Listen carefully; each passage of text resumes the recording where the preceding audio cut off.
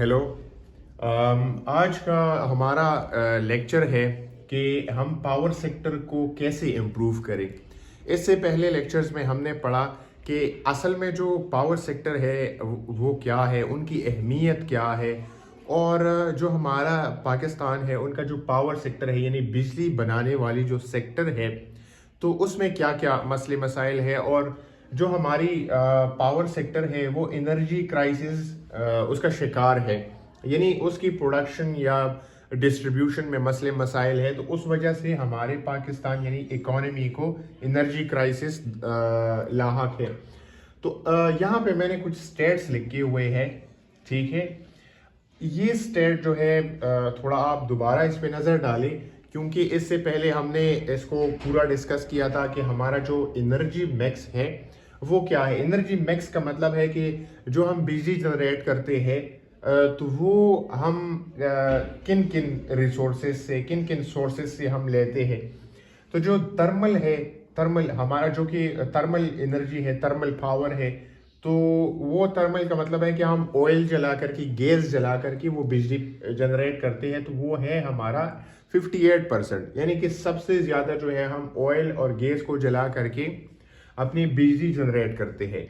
दूसरा जो हाइड्रो है यानी कि पानी का इस्तेमाल करके, डैम्स का इस्तेमाल करके, वो हम 25% एनर्जी उससे जनरेट करते हैं।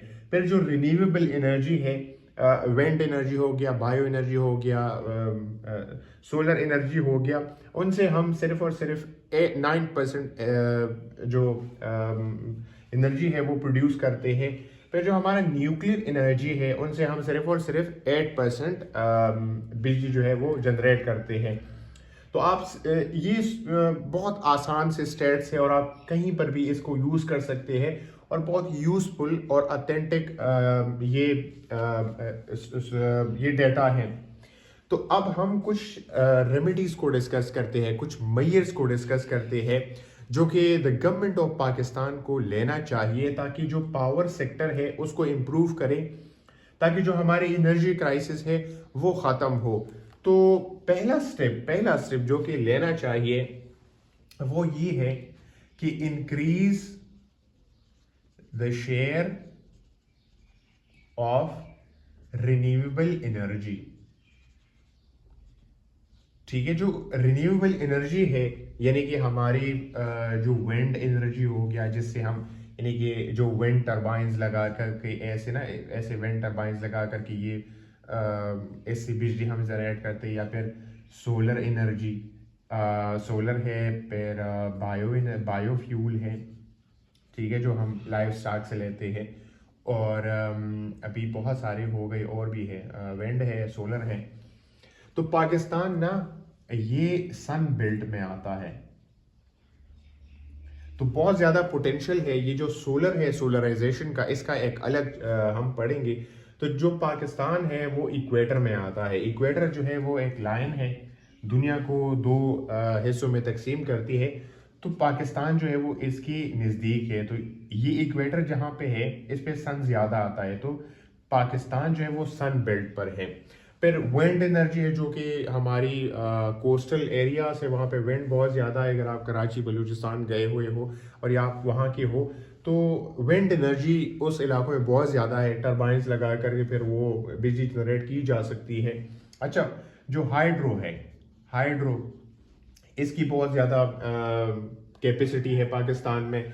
तो जो सोलर है इसका तकरीबन 3.2 मिलियन मेगावाट ऐसी ही पाकिस्तान जो है यहाँ पे जनरेट कर सकता है। पाकिस्तान जो है वो 8 to 9 आवर्स पर डे जो है उनको सन आती है। तो फिर ऐसा है कि पाकिस्तान को जो रिन्यूएबल एनर्जी का शेयर है वो ज़्यादा करना चाहिए अपने एनर्जी मिक्स में, जो कि सिर्फ अभी 9% है। अगर इसको हम बढ़ाते हैं, 30% के लेकर के जाते हैं, 40% लेकर के जाते हैं, तो फिर हमारा जो ऑयल है उस पर डिपेंडेंस कम हो जाएगी। और आपको पता है कि हमारा बहुत ज़्यादा इम्पोर्ट जो है वो ऑयल का है। अच्छा, दूसरा जो एक रेमेडी है जो कि पावर सेक्टर को हम इन्हेंस कर सकते हैं, वो है यूज़ ऑफ न्यूक्लियर एनर्जी। अब पाकिस्तान जो है वो मोर देन 50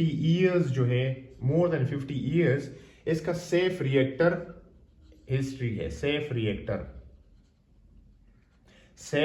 का मतलब है, ये वर्ड जान ले, सेफ रिएक्टर का मतलब है कि न्यूक्लियर बहुत खतरनाक सी टेक्नोलॉजी है और इसको यूज़ करते हैं बहुत ही मतलब मेटिकुलसली उनको उनकी केयर करते हैं, अगर इससे ये रिएक्शन भी करती है। लेकिन पाकिस्तान जो है वो सेफ उन्होंने अभी तक जो है जितनी भी उन्होंने न्यूक्लियर पे काम किया हुआ है, बहुत ज़्यादा हमारे पास जो है न्यूक्लियर पावर प्लांट्स हैं और अभी हम पाकिस्तान जो है वो एक न्यूक्लियर स्टेट है। तो अभी तक ये जो न्यूक्लियर पे काम किया हुआ है तो वो सेफ है। ठीक है, एक वर्ड है चेरनोबिल।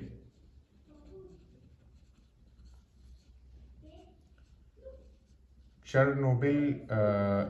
चेरनोबिल रिएक्शन है, न्यूक्लियर रिएक्शन, आप इसको थोड़ा यूट्यूब पे सर्च कर ले तो जो यूक्रेन है वहाँ पे चेरनोबिल है, वो वहाँ पे न्यूक्लियर का कुछ कर रहे थे, उनसे पेड़ जो है वो ख़राब हो गया, रिएक्शन कर गया, तो उससे बहुत ज़्यादा मसले मसाइल आए हुए थे। तो nuclear it's a very dangerous technology और पाकिस्तान जो है वो 50 ईयर्स का इनका सेफ रिएक्टर हिस्ट्री है। तो इस अकबर जैदी अपने किताब the issues of political economy of Pakistan, issues in economy of Pakistan में कहता है कि सेफ रिएक्टर है, पाकिस्तान को इस न्यूक्लियर एनर्जी से फ़ायदा उठाना चाहिए। ये जो सिर्फ और सिर्फ 8% है, इसको बढ़ाना चाहिए। अच्छा, थर्ड जो है वो हमारी रेमेडी क्या हो सकती है कि हमारा हो सकता है कि बिल्ड हाइड्रो पावर डैम्स। ठीक है, अब सिर्फ हम जितनी भी डैम्स है पाकिस्तान में, 2-3 जितने भी बड़े बड़े डैम्स है वो 1960s में अयूब खान के दौर में बने हुए थे। उसके बाद हमने ऐसा डैम्स नहीं बनाए हुए हैं। अब बन रहे हैं दासू, इसको कहते हैं दासू, और दियामर बादशाह इसको कहते हैं, ऐसी बादशाह डैम बन रही है, ममन डैम बन रही है। ठीक है, ये बड़े बड़े डैम्स बन रहे हैं। तो ये डैम्स जो है अभी और भी पाकिस्तान को बनना चाहिए, इस पे फोकस करना चाहिए, क्योंकि पाकिस्तान जो है वो सीजनल, यहाँ पे बारिशें जो होती है वो सीजनल होती है। ठीक है, एक मूनसून की बारिशें हो जाती है, फिर हमारा जो पानी है फिर वो ज़ाया हो जाता है, यानी कि जो पानी है, ठीक है, ये आपकी हो गई माउंटेन्स, ये आपका प्लेन हो गया, ये आपकी सी हो गई। ठीक है, बारिशें यहाँ पे होती है, जब आपका यहाँ पे रिजर्वायर नहीं है, डैम नहीं है, तो फिर वो यहाँ से ऐसे ही फ्लो करके नीचे सी में गिर जाते हैं, जो कि अभी पाकिस्तान में हो रहा है, क्योंकि हमारे पास डैम्स नहीं है, डैम्स कम है, रिजर्वायर्स कम है, तो हमसे बहुत ज़्यादा पानी जो है वो सी में गिर जाता है, वो ज़ाया हो जाता है। तो क्या करना चाहिए, हाइड्रो पावर बिल्ड करना चाहिए। अभी जो है वो सिर्फ 25% है, इसकी जो हाइड्रो की पोटेंशियल है वो पाकिस्तान में 60,000 मेगावाट है। ठीक है, जो हाइड्रो पावर की जनरेशन है जितनी भी हम डैम से बनाते हैं वो 60,000 इसकी पोटेंशियल है, लेकिन पाकिस्तान कितना बना रहा है, सिर्फ और सिर्फ 10,000। ठीक है, 10,000 मेगावाट बना रहा है, लेकिन पोटेंशियल कितना है, 60,000। हम कितना ज़ाया कर रहे हैं, 50,000 मेगावाट हम ज़ाया कर रहे हैं, क्योंकि पाकिस्तान में डैम्स की कमी है। तो अगर हम इस डैम्स को बनाएंगे तो इसका शेयर जो है वो बड़ा हो सकते। हमारा सबसे बड़ा मसला जो है वो थर्मल पावर का है, हम ऑयल इंपोर्ट करते हैं, ऑयल की प्राइसेस जो है वो फ्लक्चुएट करती रहती है, तो उसका हमारे एनर्जी जो है वो कॉस्टली बन जाती है। अगर हम हाइड्रो पावर से काम लेते हैं, न्यूक्लियर को बढ़ाते हैं, रिन्यूएबल एनर्जी को बढ़ाते हैं, तो हमारा उससे छुटकारा लेना मुमकिन है। ठीक है, तो अभी कुछ और आप सोचे क्या हो सकते हैं ऐसे रेमेडीज। ठीक है, मैं लिखता भी हूँ, आप भी थोड़ा सोच लें कि जो हमारी पावर सेक्टर है, इससे पहले हमने बताया हुआ था कि पाकिस्तान की जो पावर सेक्टर है उनको क्या क्या मसले मसाइल है। अगर आपको सिर्फ वो भी याद है कि पाकिस्तान की जो पावर सेक्टर है उसमें क्या क्या मसले मसाइल है, तो आप उनको रेमेडीज़ में तब्दील कर सकते हैं। तो इससे पहले हमने बताया हुआ था कि हमारी जो आईपीपीज थी उसमें मसला था।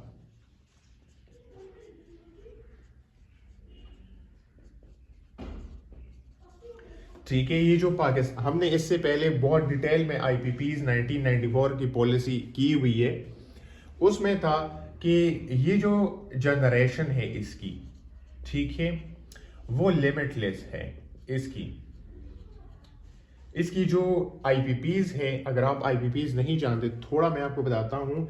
इंडिपेंडेंट पावर प्रोड्यूसर्स जो है पाकिस्तान में थर्मल ये जो ऑयल जला करके बिजली बनाते हैं, तो उनके लिए एक पॉलिसी बनाई हुई थी, डिटेल में हमने की हुई है, आप जाके देख सकते हैं। तो उसकी जनरेशन जो है वो लिमिटलेस है, ये पॉलिसी है। और फिर गवर्नमेंट जो है उनसे बाय करती है, ठीक है, जितना भी वो प्रोडक्शन करते हैं गवर्नमेंट उनसे बाय करती है। फिर गवर्नमेंट जो है उसको डॉलर्स में पे करती है। अब इस पॉलिसी को रिवाइज करना चाहिए, रिविजिट करना चाहिए। कैसे? कि भाई ये जो उनकी आईपीपीज की जनरेशन है वो ठीक है लिमिटलेस रखे, वो ये इंडिपेंडेंट ये जो प्राइवेट पावर प्रोड्यूसिंग कंपनीज है, ठीक है, वो लिमिटलेस जो है वो प्रोडक्शन करे, लेकिन गवर्नमेंट जो है ये लाइएबल नहीं होना चाहिए कि वो जितना पावर प्रोड्यूस करे इतना गवर्नमेंट जो है वो उनको खरीदेगा। अगर गवर्नमेंट को चाहिए या नहीं चाहिए, उनको नीड है या नहीं है, गवर्नमेंट उनको खरीदेगा। यानी कि अभी इस पॉलिसी में ऐसा है। तो पॉलिसी कैसे होना चाहिए? ऐसे होना चाहिए कि गवर्नमेंट आईपीपी से इतना पावर लेने चाहिए जितना उनकी नीड है। दूसरा ये कि ये जो डॉलर में उनको पे करना है ये रुपये में कर दें, क्योंकि डॉलर जो है वो फ्लक्चुएट करता रहता है, यानी कि रुपये जो है वो ओवर वैल्यू डी वैल्यू हो जाती रहती है, अप्रिशिएट तो कम होती है लेकिन डिप्रिशिएट अभी बहुत ज़्यादा हो जाती है। $1 जो है 370 प्लस PKR की अभी है, ठीक है, ये अभी 500 तक भी जा सकती है और भी ज़्यादा जा सकती है। तो जितना ये ज़्यादा जाएगा तो आईपीपीज को वो जो है गवर्नमेंट ज़्यादा पे करती है। तो इस पॉलिसी को रिवाइज करना चाहिए। कैसे रिवाइज करना चाहिए? गवर्नमेंट को आईपीपीज से इतना पावर लेना चाहिए जितना नीड हो, और जो उनको पेमेंट है वो उसको रुपये में करे। फिर गवर्नमेंट जो है, हमने बताया था कि ये जो हमारा पावर सेक्टर है ये एक चीज़ का शिकार है, वो है अच्छा ये 1 नहीं है, ये 4th होगा आई थिंक। तो गवर्नमेंट जो है should end subsidies on power to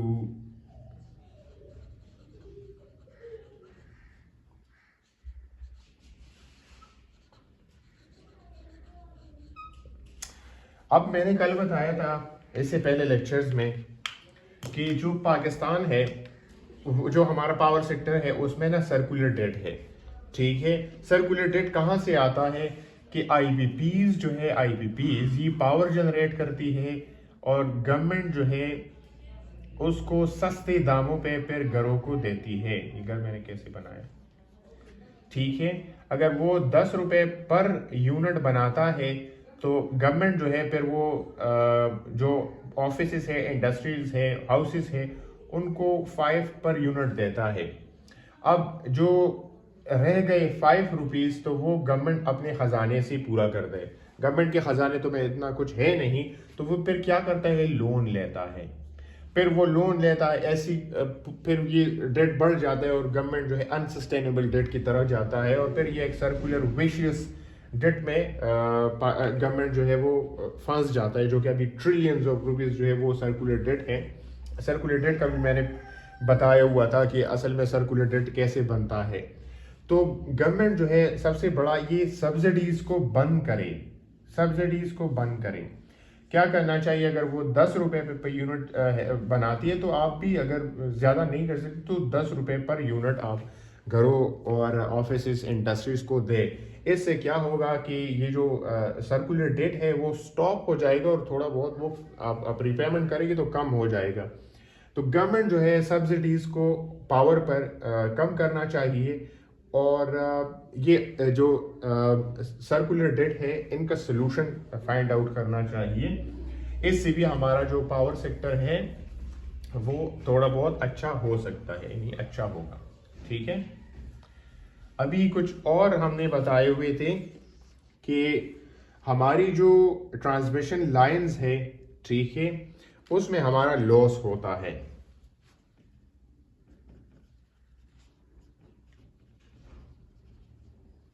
जो ट्रांसमिशन लाइंस है, ठीक है, यहाँ जो कंपनीज खड़ी है ये बिजली प्रोड्यूस करते हैं फिर घरों को ये देते हैं। सपोज ये 10,000 मेगावाट बिजली बनाते हैं, घरों को देते हैं, लेकिन ये जो तार है और जो ग्रिड्स है ये इतने ख़राब है, ठीक है, आउटडेटेड है कि यहाँ पे बिजली ज़ाया हो जाती है। यहाँ पे 7 to 6,000 मेगावाट जो है यहाँ पर घरों को पहुँच जाती है। ये जो रास्ते में 4 to 3-4,000 मेगावाट ये ज़ाया हो जाती है तो वो ट्रांसमिशन की वजह से ज़ाया हो जाती है, यानी कि तारों की वजह से हमारे तार ठीक नहीं है, इस वजह से ये जो मसले मसाइल यानी कि जो ट्रांसमिशन लॉसेस है वो हो जाते हैं। तो गवर्नमेंट को क्या करना चाहिए, जो तार है इनको इम्प्रूव करना चाहिए। ऐसे करना चाहिए कि इनसे ना वो हम कहते हैं वो थेफ्ट भी ना हो, इलेक्ट्रिसिटी थेफ्ट भी ना हो, ठीक है, इनको अच्छा करना चाहिए। क्योंकि ट्रांसमिशन लाइंस इश्यूज में वो भी आता है कि आपने जो लाइंस है उनको खुले हुए छोड़ देते हैं तो कोई भी उसको कुंडा लगा करके बिजली प्रोड्यूस कर सकता है, बिजली को कंज्यूम कर सकता है। तो ट्रांसमिशन जो लाइंस है इनको अच्छा करना चाहिए। एक और जो है वो क्या करना चाहिए कि जो डिस्कोज है इसको या प्राइवेटाइज करना चाहिए और या प्रोविंशियल गवर्नमेंट्स को हैंड ओवर देम टू या फिर hand over them to provincial governments. अब जो डिस्कोज है, डिस्ट्रीब्यूशन कंपनीज है, मैंने आपको बताया था ये क्या करते हैं कि ये जो जहाँ से पावर प्रोड्यूस की जाती है और यहाँ पर घर है, ऑफिसेज है, इंडस्ट्रीज है, यहाँ तक इनको बिजली देते हैं, ठीक है। तो ये जो प्रोडक्शन है और ये जो हाउसेज है यहाँ से बिजली यहाँ पर लेकर के आना ये डिस्कोज का काम है। मैंने आपको बताया था कि जो पेशावर वाली है उसको पिस्को कहते हैं, Peshawar electric supply company, Karachi वाली को किसको कहते हैं, Karachi electric supply company, Lahore वाली को लिस्को कहते हैं, लाहौर इलेक्ट्रिक सप्लाई कंपनी। तो इसी तरीके से जो डिस्कोज है मैं आपको बताऊं 375,582 मिलियन रुपीस जो है PKR ये लॉस करती है। 375,582 मिलियन PKR जो है ये डिस्कोज हर सालाना एनुअली ये लॉस करते हैं। ये लॉस किसको जाता है, फेडरल गवर्नमेंट को, फेडरल गवर्नमेंट की जो बजट है वहां पे जाते हैं, उसको लॉस होता है। तो ऐसा करें कि या तो इनको प्राइवेटाइज करें, आम जो प्राइवेट लोग हैं उनको दे दे ये डिस्ट्रीब्यूशन वो करें, अगर वो जनरेशन प्राइवेट लोग कर रहे हैं तो फिर डिस्ट्रीब्यूशन भी करें। दूसरी बात कि अच्छा प्राइवेटाइज या फिर ऐसा करें कि ये hand over them to provincial governments, provincial governments को ये जो डिस्ट्रीब्यूशन कंपनीज है इनको वो दे दे और फिर प्रोविंशियल गवर्नमेंट्स जो है वो अच्छे तरीके से उनको डिस्ट्रीब्यूट करेगी, बिलिंग जो है वो करेगी, ठीक है। अब एक और चीज जो करनी चाहिए, इम्प्रूव बिलिंग या बिल कलेक्शन सिस्टम। हमने बताया था कि पाकिस्तान की जो पावर सेक्टर है उसमें सबसे बड़ा मसला जो है वो बिल कलेक्शन का है। बिल में एक तो बिल कलेक्ट करना, उस पे खर्चा, यानी कि बिल कलेक्शन जो प्रोसेस है उस पे जो एडमिनिस्ट्रेटिव खर्चा है वो भी आता है, एडमिनिस्ट्रेटिव एक्सपेंडिचर, ठीक है, उसका पेपर बनाना और वो सब कुछ करना। इसमें टेम्परिंग भी करते हैं, मीटर का भी कुछ कर के ना वो स्लो कर लेते हैं, या फिर जो मीटर रीडर है वो उसके साथ टेम्परिंग करता रहता है। तो बिलिंग सिस्टम जो है वो आपको डिजिटलाइज करना चाहिए, ठीक है, डिजिटलाइज करें। मैंने आपको बताया भी था कि बहुत सारे ममालिक जो है वो डिजिटल मीटर यूज़ करते हैं। यहाँ पे एक जैसे कि एटीएम है ना, आप उनको कार्ड देते हो और आपसे वो पैसे कट कर लेता है। फिर ऐसे ही मीटर्स है, डिजिटल मीटर्स, कि आप जो है वहाँ पे कार्ड स्वाइप करते हो और वो आपको फिर उतनी ही बिजली देती है वो मीटर जितना कि आपने उनको प्री पे किया हुआ है। तो इनको डिजिटलाइज करें, बिलिंग सिस्टम को अच्छा करें, जो एक्सपेंडिचर है वो उस पर कम हो जाएगी अगर आप डिजिटलाइज करें। जो पीटीसीएल है उन्होंने डिजिटलाइज किया हुआ है अपना। आप जब मैं इंटरनेट का बिल पे करता हूँ तो वो मुझे मैसेज आ जाता है और मैं अपनी इजी पैसा जैस कैश से वो कर लेता हूँ। तो गवर्नमेंट जो है वापडा को वो भी ऐसे ही करना चाहिए, क्योंकि इतने बड़े बड़े बिल्स आते हैं। तो और अगर वो डिजिटलाइज हो जाएंगी बिलिंग, तो एडमिनिस्ट्रेटिव खर्चा कैसे कम होगा, जो कि मीटर रीडर है। खैर वो तो फिर भी आई थिंक आ जाएगा, लेकिन अगर वो डिजिटलाइज करें मीटर्स को भी, तो मीटर रीडर जो है वो उसका भी खात्मा हो जाएगा। तो ये भी एक इजाफी एक्सपेंडिचर है। ये जो मीटर रीडर है वो कहीं और पे कहीं और पे अपनी जॉब ढूंढ लेगा। अच्छा, ये हो गया। फिर हमने कहा कि जो अच्छा, least but not the least, spread awareness of ethical consumption। मैंने आपको बताया कि हमारी पाकिस्तान के जो कौम है ना, उसमें बहुत ज़्यादा मतलब दीन तो है कि मतलब 98% यहाँ पे मुस्लिम्स है, ठीक है। और मुस्लिम्स अगर बात करते हैं तो पहले वो एथिक्स की बात करते हैं, फिर वो अकल की बात करते हैं। लेकिन जब आप पाकिस्तान में आ जाए तो क्या है हमारा सबसे बड़ा मसला कि हम बिजली, अगर जो भी चीज़ हो, अगर वो हमें फ्री में मिलती है, जो भी मिलती है, वो हम एक्सेसिवली और अनएथिकली वो यूज़ करते हैं। तो पाकिस्तान की गवर्नमेंट को कुछ ऐसा करना चाहिए कि आवाम में ये शऊर पैदा करे, ये अवेयरनेस स्प्रेड करे कि जो हमारा पावर सेक्टर है भाई, इस पे बहुत ज़्यादा मसले मसाइल है, एनर्जी क्राइसिस है। आप घरों, दफातर, इंडस्ट्रीज़ में ये बिजली अगर आप सही से इस्तेमाल करें, ज़ाया ना करें। और इसमें एक और भी चीज़ है कि गवर्नमेंट जो है वो कुछ ऐसा करे कि जो टेक्नोलॉजी है वो इनको इम्प्रूव करे, ताकि जो वो या फिर ऐसी अवेयरनेस फैलाए कि लोग जो है वो कम कंजम्पशन वाले टेक्नोलॉजी को यूज़ करें, कम कंजम्पशन वाले चीज़ों को यूज़ करें। ऐसी भी अवेयरनेस फैला सकते हैं कि जैसे कि नवाज शरीफ जब प्राइम मिनिस्टर था तो उन्होंने एनर्जी सेवर बल्ब जो है वो डिस्ट्रीब्यूट किए थे। ऐसे गवर्नमेंट जो है वो लोगों को बताना चाहिए कि एनर्जी सेविंग जो है वो कम बिजली खर्च करती है।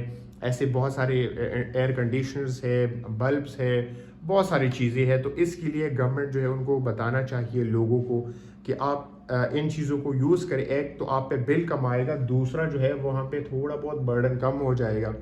आपको मैं बताऊं तो 58% हमारा ऑयल से बिजली जनरेट होती है। तो जो हमारी सबसे बड़ी इंपोर्ट बिल है ना वो ऑयल पर है, और हमारा ट्रेड डेफिसिट जा रहा है, जो कि पाकिस्तान फिर उसको डॉलर्स चाहिए, फिर वो डॉलर तो वो प्रिंट कर नहीं सकता, फिर वो लोन लेता है आईएमएफ, वर्ल्ड बैंक से। तो अगर हम कंजप्शन कम करें, थोड़ा एनर्जी इस पे काम कर ले, तो हमारे सिर्फ और सिर्फ पावर सेक्टर की नहीं, और भी बहुत ज़्यादा मसले मसाइल इससे हल हो सकते हैं। हमारी इकोनॉमी ठीक हो सकती है, हमारी ट्रेड डेफिसिट ठीक हो सकती है, हम आईएमएफ से छुटकारा पा सकते हैं। तो एक एक, दो दो, चार चार डॉलर्स के लिए पाकिस्तान आईएमएफ को जाता है। तो अगर हम ये पावर सेक्टर को अच्छा करें तो वो भी हम अपनी इकोनॉमी को अच्छा कर सकते हैं, डेट को कम कर सकते हैं। तो आज के लिए इतना, एंड आई होप कि आपको समझ आ गया होगा, and see you next time. Bye bye.